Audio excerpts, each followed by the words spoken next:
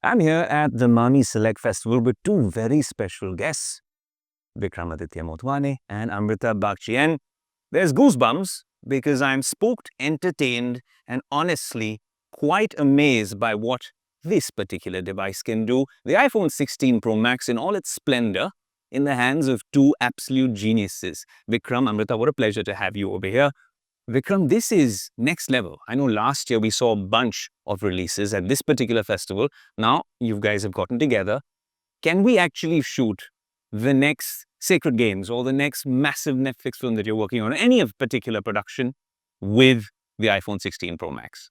Well, short answer, yes. Absolutely, you can. I think enough people have done it by now, including Sean Baker with Tangerine, including Steven Soderbergh with some of his movies. I shot a large part of the last feature film I shot, Control, actually on an iPhone. Yeah. So yes, you can. And every year, the way that you can push the technology actually gets kind of like better and better and better. You can shoot raw. You can you have your audio channels are that much that many more. You're shooting on 4K. You can go like 4K 120. I mean, it's madness. It's the fact that you can actually sort of like do that on a device that small. Yeah. And have that much is pretty amazing. And in which case, it just makes filmmaking so much easier for a bunch of people who would normally not have the access to be able to, rent massively expensive cameras and lenses and stuff every single day. And at the end of the day, it's 5 minutes to tell your audience a story that they would invest in. Yeah. And after a point, the tool doesn't matter. Absolutely. And Tinctoria, being the protagonist of this conversation, absolutely fascinating. Shades of blue throughout that movie. I'm glad I got to watch it. But tell me, also in terms of sound, we had a bunch of guests at the screening asking about sound. That's something that I'm fascinated with. Having done a lot of radio and podcasts before, what about sound? Is it all dubbed? Is it sync? How does it work? So we mostly had sync sound in this one, but we did dub some sections later, especially when we were wanting to, rephrase some of the dialogues, and all of those were done on the app. So you can download an app or you can direct it here and use the in studio or the in feature, and then use that, and that went perfectly well with the rest of the sounds that were reported on location. I was a very rookie inside, but I know that when you use some of the creator tools on the iPhone, now very often I use Studio in frame when I'm trying to get my sound right. I don't have a mic all the time. Maybe we'll use it today as well. But that's fascinating, right? Tinctoria. Why did we call it Tinctoria, guys? What's the genesis of that? So the pigment is called Indigo Ferra Tinctoria, and Tinctoria means to dye with or to color with. So, which is true of history as well, right? I mean, obviously we choose to color history a certain way, and everything is colored a certain way. So I then felt that Tinctoria applied to the dye, and it also applied to the lens of history. Who was telling the story? Yeah, and it's also fascinating because you see one of the main characters over there having this sort of a dilemma throughout the movie. But how would, if someone's watching this, and I urge everyone to watch this, I think they'll all be available on streaming platforms very shortly, but is it that she's really an empath, or is it that she's conflicted because of the position she's in? I don't think an empath starts out by being an empath. I think there is a realization that happens after which you become, maybe, I don't know if she's really become an empath. I think this is information she's been conditioned to ignore, right? It's not entirely one person's fault that, good and bad are not so polarized, right? There's information she's ignored, and then she's confronted with something, or the consequences of something. It's obviously that would evoke empathy, hopefully. Fascinating. I see Vikram's response there. Do you have a take on that? No. I just like evoke empathy. It's interesting, because I love the script, So when I got it as a mentor, I really liked the script. I really enjoyed it. I thought it's layered and it's funny, and it's but also, as to what she says, the coloring of history that tends to happen, and I think the way that's being done and the way she's handled it beautifully. It's a very deep film for something that's less than 30 minutes. Yeah, less than 25 minutes. Yes. Yeah, for something that's only 23 long. No, but and look, in the tech world, we see it from a different lens, literally, right? We think sometimes when any tech company comes up with an upgrade, is it incremental, is it monumental? But honestly, whilst we shoot and we try to learn from you guys as well, it does make a huge difference. Some of these features like the lenses, the sensors getting bigger, some of the AI tools. Is that something you guys were a fan of? Because see, when we talk about smartphones now, the big thing that's happening there is artificial intelligence. And with that computational algorithm getting better, was it something that you really could use to its best, to its fullest advantage in terms of stabilization or low light scenarios, or like we said, the audio tools as well?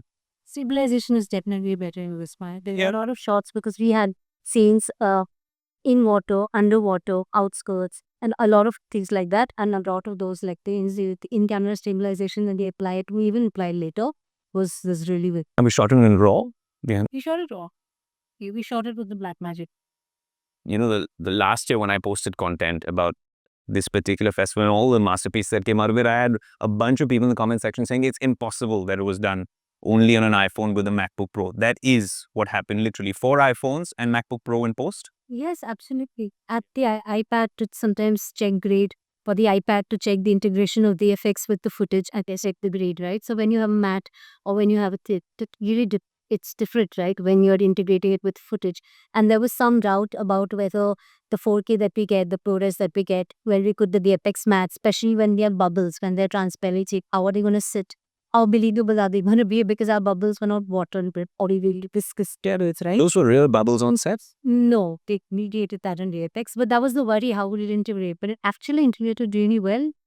So we ended up exporting ProRes straight from the Apex without having to use the matte, which was Fascinating. But it's true. I meant it when I says that when I saw the films last year, Laka was a mentor on Somo's film and on Archana's film. Yeah.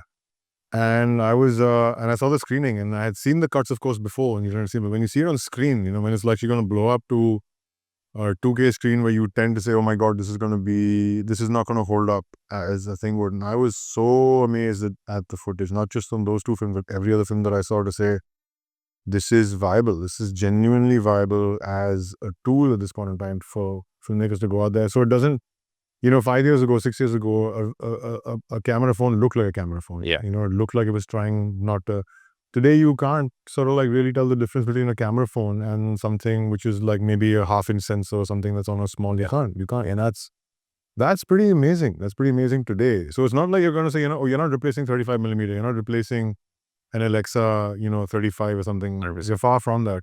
But at the same point in time, is it a viable tool for filmmaking? 100%. It's 100%. It doesn't look like a phone has shot this by any standards. I really want to get your thoughts on this because everyone's talking about AI, but we talk about filmmaking. We know what's happening in Hollywood. There's always there's a strike or two talking about how probably creativity is dying and jobs are being taken away. But don't you think it can be used in several ways to also enhance the workflow, augment what we're already doing? So look, yes, it can without really, you don't have to point out the fact that if you look at some of Apple's computational photography, that is actually sort of like AI assisted, and it's been that way over a few years. The low light photography, for example, is not possible on modern sensors without a certain amount of computational input that's put inside, and it's fantastic. I mean, it used to be a joke, right? Back in the past, when you used to shoot on film in the early days of digital photography, is that what your eye sees, your camera is never going to get, because you have to light the crap out of it to be able to get what that is. Today it's the opposite. It's like we actually go to locations sometimes at night. It's like, I can't see anything. And they got an iPhone. You can see, you shoot a photograph and you're like, oh, look, I got so much detail on this that I don't. That is all computational photography. That's all AI assisted. And it's been that way for a while. So yes, we know that the tools exist. We know that the tools are here and they're not going to go away. So Yeah. On the flip side of it, when it comes to things like plagiarism, when it comes to things like taking over jobs that should be, for jobs that should exist in the industry as the way they are, I think there needs to be a marriage of both situations where you have guardrails that are put in place. You're not losing thousands and millions of jobs overnight. Yeah. I think there need to be a situation where it's not as simple as saying we're moving from film to digital. Totally. It's much more than that. It's much, much more than that. Potentially in the wrong hands at the wrong times. We're talking of many jobs, especially in places like the art department and VFX department, the costume department, and all these kind of things. It's just like falling off a cliff. And I think there needs to be some sort of like working together with that to make sure that doesn't happen. I'm not against AI 100% as a tool.